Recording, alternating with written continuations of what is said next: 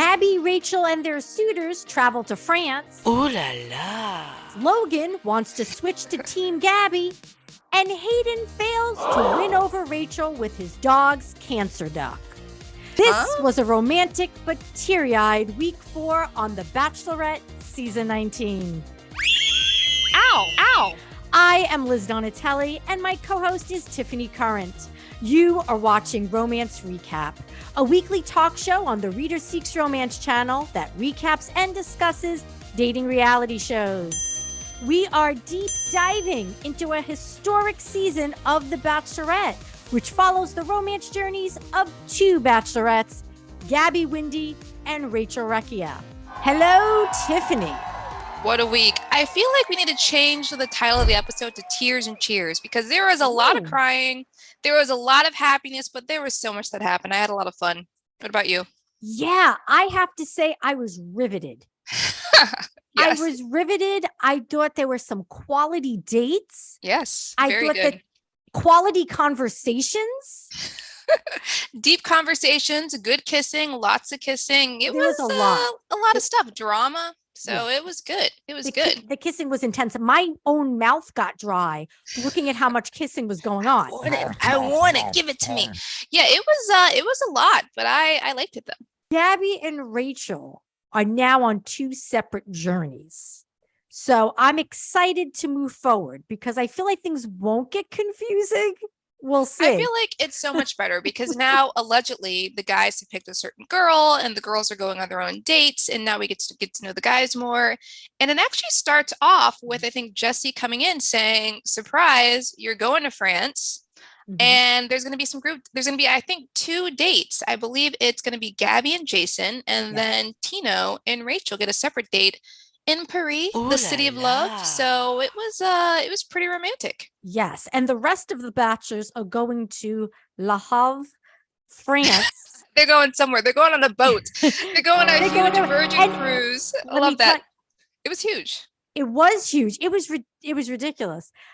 Meatball has rejoined the suitors. I just wanted to say, so he also will be going to France. He's back. Yep. So let the good times roll. let the meatball roll. Let the meatball roll on this giant marketing tie-in cruise ship with Virgin. Yeah. So good for them. When arriving in France, Jesse Palmer, the host, is speaking to the suitors in French. And I have to say that that's one of the sexiest things to me in this episode.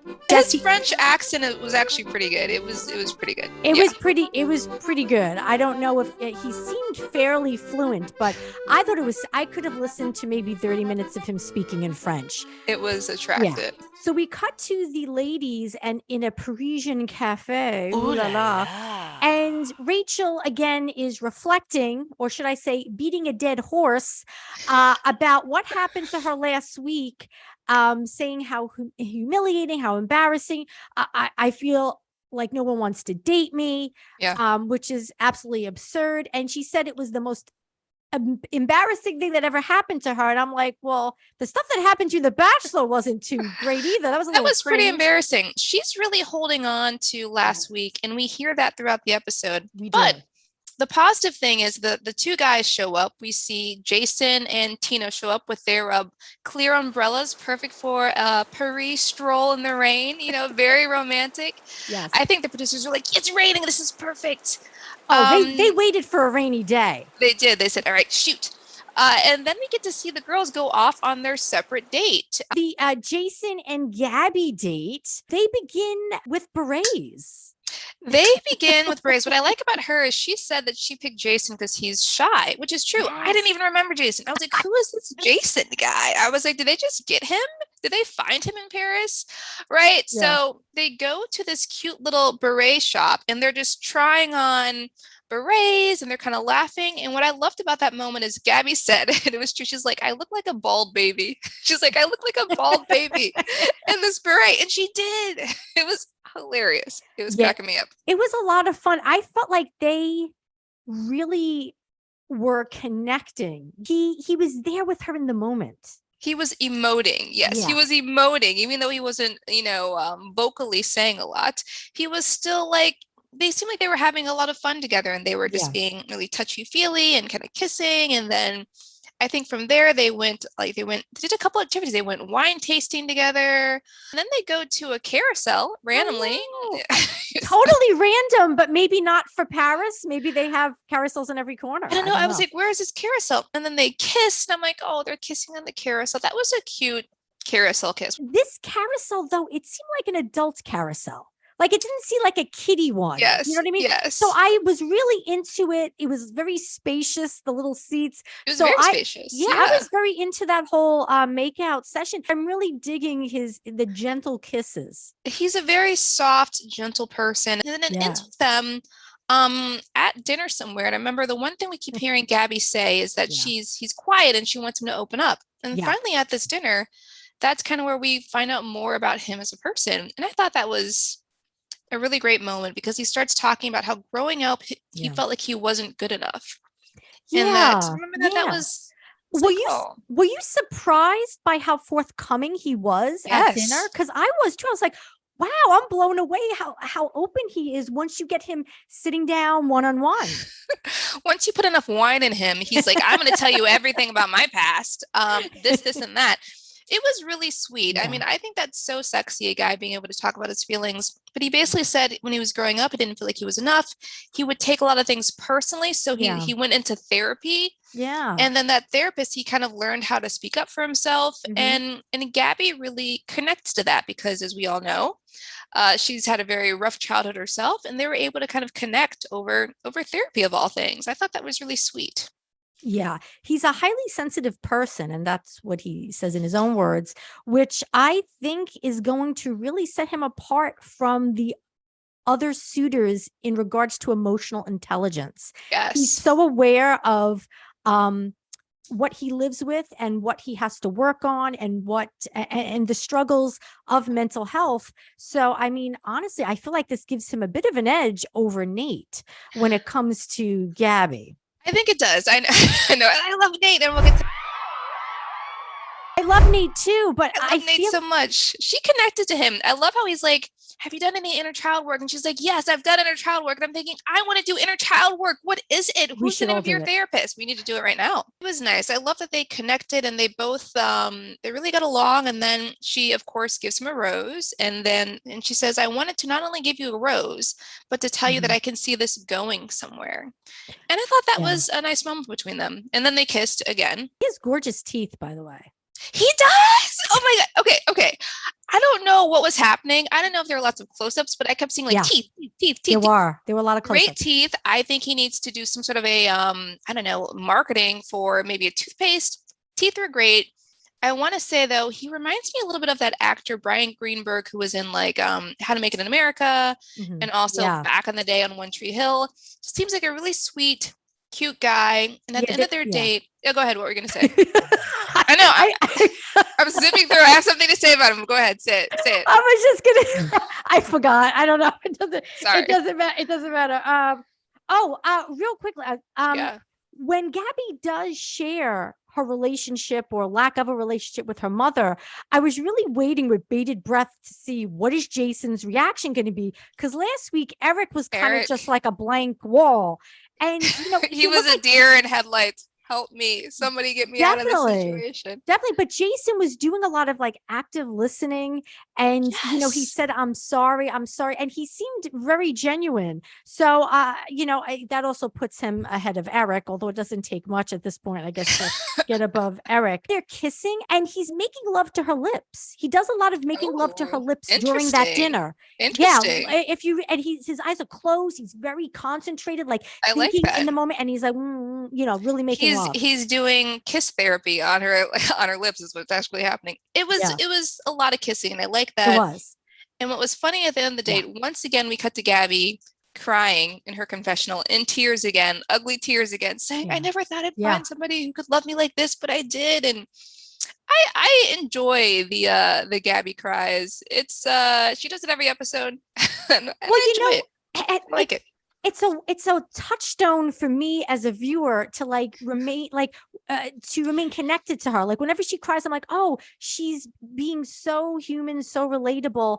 And again, I'm like, yes, I'm definitely team Team Gabby. Gabby. Hashtag Team Gabby. Yeah, Yes. her tears have to be the most authentic tears I have ever seen in reality TV, dating or otherwise. Yes, because they're not pretty. Because they're not pretty. Right. She cries like a regular person. That's why I cry. Cry, ugly tears. Yeah. Very relatable. Very Yeah. relatable. Let's talk about the Rachel and Tino date. Yes. I think let's call this the makeout date because these people, they made out all over the place. And I felt like it was like a Dr. Seuss book. Like, let's make out on a bridge. Let's make out on a ridge. Let's make out here and there. Let's make out everywhere. They made out every single location.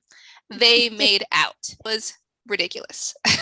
It was, and I feel like Rachel has been hitting everyone's lips hard because she is desperate. She's desperate to feel wanted. She's desperate to elicit an emotion from the guys. Like, if I keep kissing hard enough, they'll show me how much they desire me and want me. I think it's really hard trying to force them to give her something. I'm telling you, it's to force them to give her emotion, feelings. That's my take.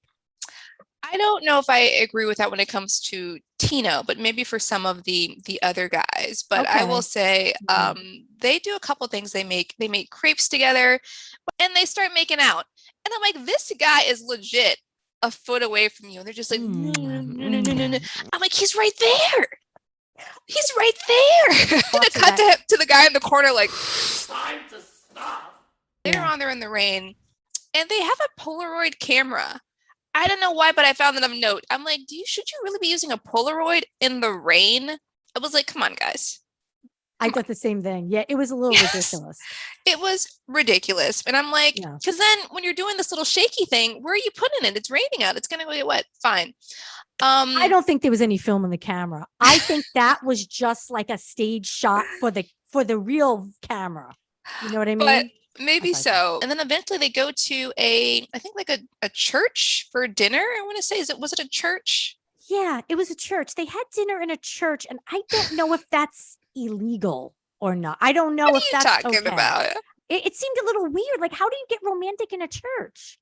Well, they did all the romance beforehand, hence all the making out all over the city. In the church, it's like let's sit and eat food, break bread, have a conversation about break bread. Okay, relationships. Yeah. Okay, we're breaking bread. If you put it that way, if there's bread and wine involved, then yeah, it's okay. It's acceptable.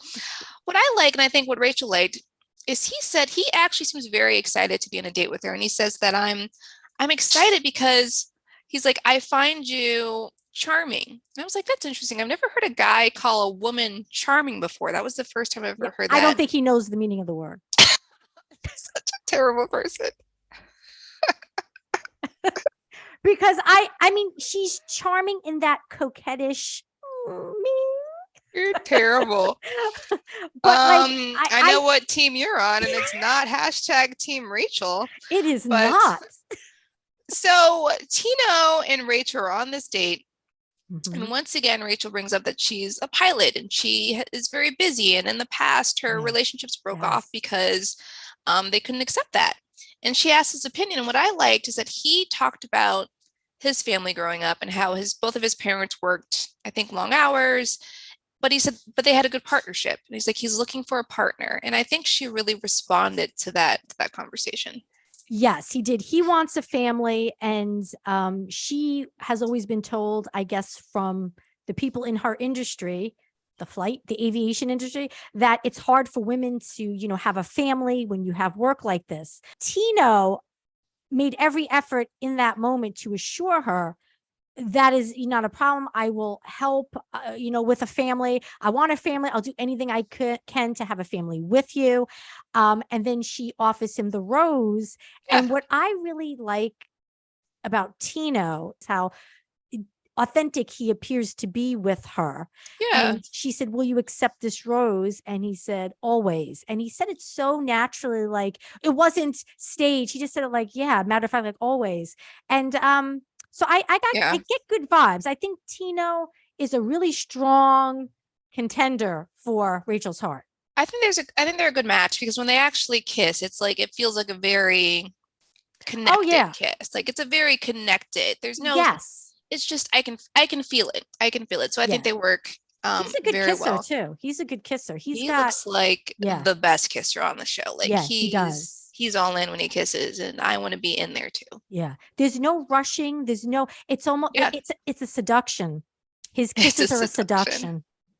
His kisses are like, I have all the time in the world for this kiss. And and it's just like, I'm not going anywhere. I'm right here for as long as you want me. And apparently she wants him for a very long time. Well, she wants him for as long as it takes her to go on the next date. From here, we find out there's going to be a group Gabby date. And Gabby has decided to do a French boxing. I'm like, French boxing? Isn't it just boxing? Whatever. That's fine. But they proceed to see the guys working out, preparing for this match, all in slow motion, mind you. And it was like, it was very slow motion. I was like, okay, that's fine. It was a mini training montage. And then we cut to the night of the big boxing match. And whoever wins this match is going to win Gabby's heart. And what I liked about this is a special dinner and a one-on-one and a special dinner. What I liked is we cut to Jesse doing the announcement like he's at a real boxing match in French. Once again, in French. I know. Oh my God. That man can speak French to me all day, every day.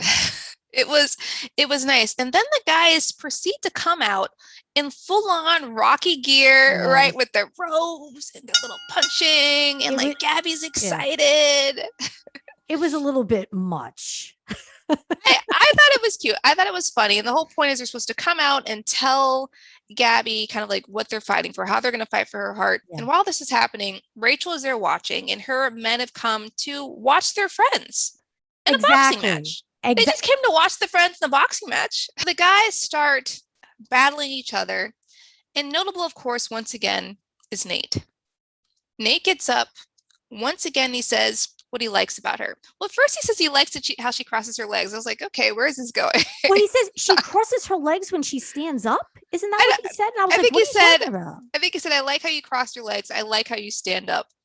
But once he gets past that, right? Well, he starts saying other things. He's like, I like how you look down when you get nervous. I like how you kind of shake your head before you start talking. And he says, I pay attention to everything. That's something I'll continue to do. And I was like, this guy, he doesn't end up with her. He should have his own like Bachelor season because he's kind of like amazing. So during this, Rachel is she's just getting jealous, y'all. She's just getting very jealous. She's just like, oh my God. She's like, none of the guys are looking at me. My guys, I know this is Gabby's day, but I would think that my guys should be looking at me and they're not looking at me. Why isn't anybody looking at me? It felt very much like a Marsha moment from like the Brady Bunch, right? Marsha. What's going on here, Jan? Relax, Jan. Yeah. This isn't your moment. She got very, very upset. Unreasonably so. I mean, first of all, why did she bring her suitors to Gabby's group date? Why? It's loud. The producers probably said, let's do it. And I guess she was expecting them to look at her. Well, that's absurd. When I go to a baseball game with my husband, he is looking at the baseball fields. He's not looking at me. Even when we're home watching baseball on television, he's not looking at me. Straight ahead. She's a pilot. She should know. Straight ahead. Eyes on the road. Right. What she got out of this is nobody's here for me. She thinks that they're here just for male companionship, I guess. Yes. Because she's like, well, they're not here for me. I thought that she was being a brat. Once again, I said it last episode, and I'll say it again. She is a brat. I don't know if I'll say brat, but I will say hashtag Jan Brady because that's how it came off to me. But that's how I feel about it in that moment. Yeah, definitely. She was a Jan Brady. It's like, what would she be saying? Let's see, Jan said Marsha. She'd be saying Gabby. That's exactly what it was. So Spencer wins the overall boxing matches. So he gets the date with Gabby. He gets to date with Gabby. Nothing really happens on that date. Let's be honest. We find out he's in the military. Nothing happens on that date. Well, they connect on the, on the level that Gabby's dad was in the military. So I guess she was a military kid, like maybe moved around. So I thought that was kind of a sexy dimension to Spencer that he's in the military because it means, I don't know, he takes commands. He gives demands, which I wouldn't like. Meanwhile, while this is happening, hashtag Jan Brady, is having a mental breakdown. And she is like crying and it's like, I feel like no one's here for me. I don't like feeling like this every single day. She proceeds to go and talk to the guys. And I was thinking, big mistake. This will not make you look good at all. And she tells them that she felt unseen and that I thought, somebody would come chat with me or look at me and no one came and talked to me. I understand where she was coming from, but I thought she should have kept that inside, man. You can't go and and share that with those poor guys. The guys completely didn't understand. And she even said, she goes, they're looking at me like they don't know where I'm coming from. It's because you're coming from a place of crazy town. Crazy town. I thought Logan's expressions were hysterical. The whole time Logan's like, he's like, this was not the right choice, guys. This was not the right pick. It was very bratty of her to do. It's like, you hurt my feelings. And meanwhile, they truly didn't do anything wrong. She had expectations that they, first of all, had no idea that was even what she wanted. This wasn't her date. It wasn't her date. It was Gabby's date. But can I ask, is it prohibited for the Bachelorette to go up and initiate conversations with the suitors? It's not. Well, she could have gone up to them. Maybe they thought, oh, she's over there with her friend. Let's leave her be. Yeah. She could have come up and been like, hey guys. During this point, Logan, we hear that Logan came to realize that maybe this isn't the right fit for him and that he has feelings for Gabby instead. Yeah. And so we're kind of left with wondering what's going to happen with that. But at that time, nothing happens. You go to the next day. It's a group date. It's Rachel's group date. And what a group date this was. It opens with bizarre. Two random people are making out in this room that they enter. And I was like, oh, what is this going to be? Some kind of orgy? I mean, that would have been very exciting, but it was a lot more odd than that. So Rachel signs up her and the guys for the Art of Romance. I guess that's workshop. What it is. Yes, the Art of Romance. Yeah, that is with correct. These two people who are aggressively kissing loudly and wetly when they enter this room. They go through some interesting activities. One is flirting. Yes, the very first one was flirting, and what I liked is that Zach comes up and he proceeds to put her in like a chokehold. Yeah. He comes up to Rachel and then he quickly like grabs her and he's like, let's dance. That was hilarious. I was like, this is a chokehold. He tries to dance with her. Somebody else came up and asked her for a kiss and she said no. And then at one point, Ethan. Yes. Yeah, it was Jordan. That was Jordan, yeah. He was like, what was he doing? He was like clasping her hands or something, holding his hands and he's like, kiss me. Yeah, it was she's creepy. Like, no. Yeah. She's like, no. Yeah. But then even more creepy, Ethan proceeds to get down on his hands and knees and he crawls over to her for some reason. And I'm like, what type of flirting is this? I guess it's some sort of Animal Kingdom flirting. I don't know. It was very odd. At first I thought he was going to kiss her feet, but he didn't. It was just a weird crawly thing on the floor. I thought he was going to beg or something, be like, oh, please. Oh. Like I thought that was flirting. Listen, Ethan needs a clue. I'm going to venture to say he's never dated before. The way he's behaving. Terrible. What was even worse, after that, they have to French kiss their own hand. Not even just kiss their own hand, but French kiss. And that was the most disgusting thing because it was like a close up of these guys just like in tongue. And some of them were like going into the crevice. And I was like, this is way too much for me. Yeah. This is way too much for me. I don't know if it was supposed to be that they show their technique for the experts to evaluate.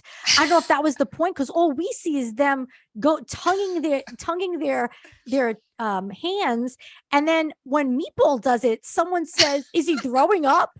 Because Meatball looked like. I think he was doing it as a joke. I think he's like, "This is." I think he was like, "This is ridiculous." Next up, at some point, they have to, for some reason, have Rachel smell their armpits. Oh, I don't get that. It's for the pheromones, like chemicals you excrete that attract people and inspire desire. But under the arm. I've never heard of it before. And all I know is that Rachel had the complete opposite reaction when she smelled Meatball's armpit because she's like, I don't know what that is. And you never want it. That's the last thing you want somebody to say when they're smelling you. Like, I don't know what that is. Yeah. But I'm guessing it was garlic and cheese.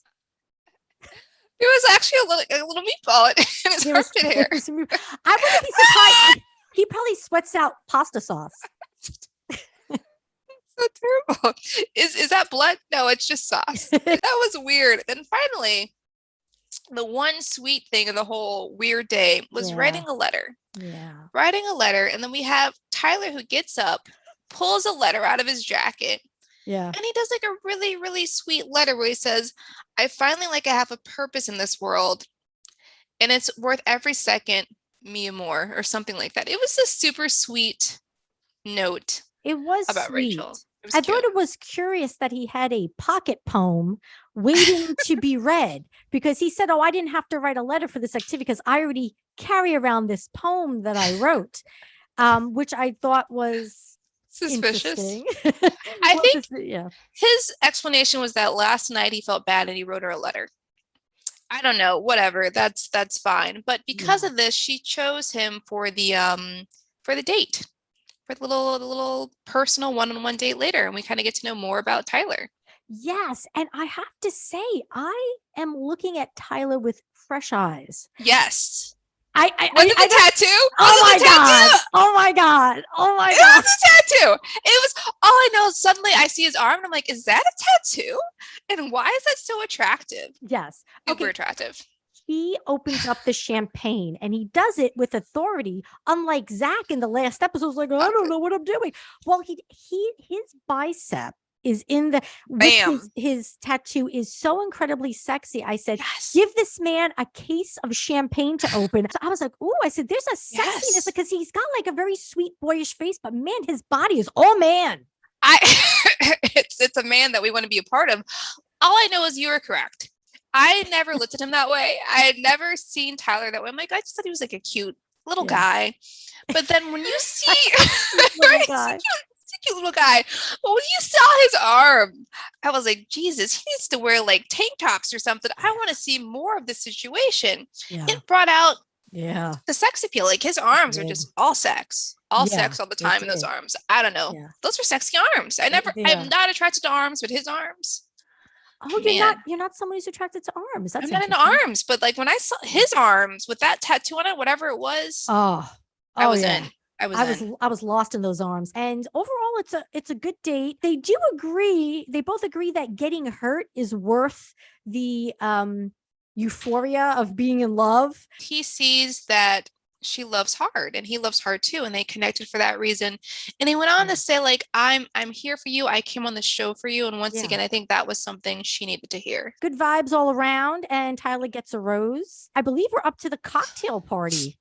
We have a cocktail party where this is like, I don't know, man, so much drama is happening here. But first we start with the good stuff. The good stuff is Nate and Gabby once again get together, and she thanks him for seeing her. And what I like is that they both seem to equally appreciate each other and both tell each other that. So I really like seeing that they again kiss. Yeah. And then while this is happening, Hayden, your boy Hayden.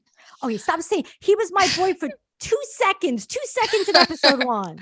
Worst decision of your life. Hayden, or should I say like hateful Hayden? I don't know what the right word is for him. He goes on. Hayden. And I love that. Hayden goes on a little couch date with Rachel.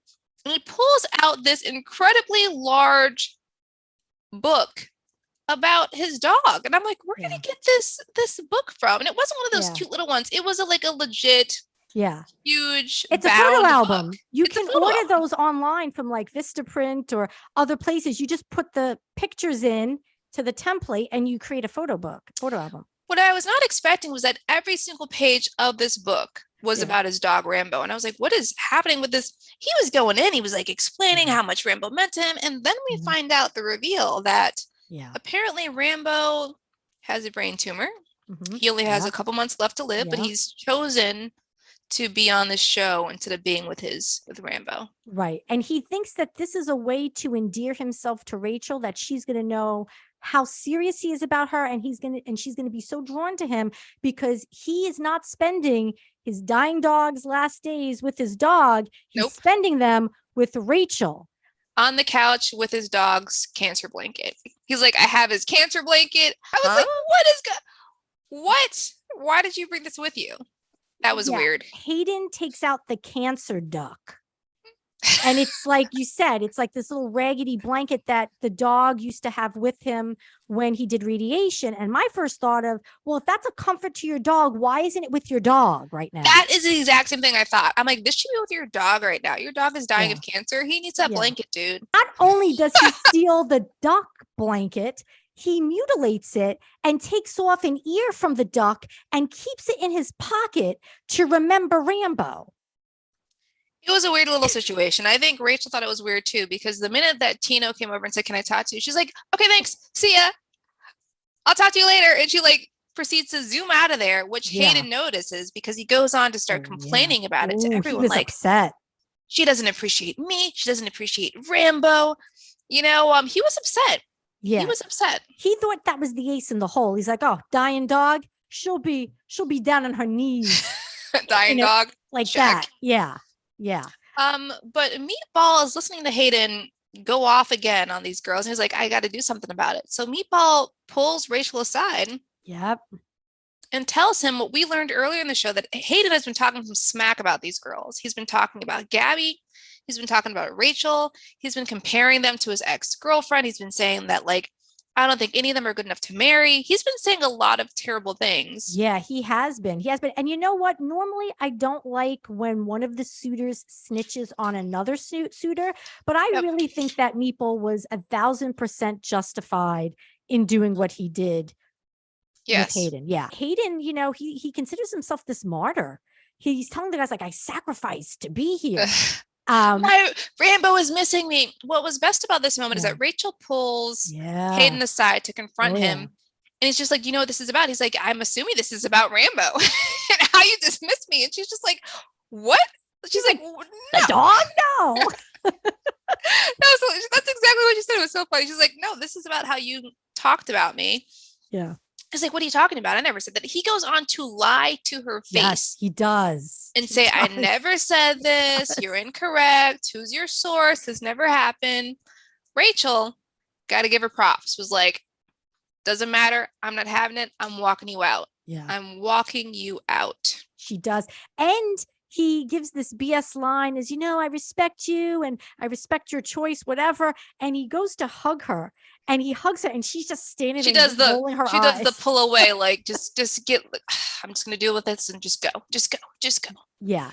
But you know, Hayden doesn't go and that's just end scene. We get up close and personal with Hayden right outside that massive ship. That it was such a weird shot. There's this massive ship behind him and he's trying to summon up tears. And he's like, "I really wanted this to work, but I want Rambo more."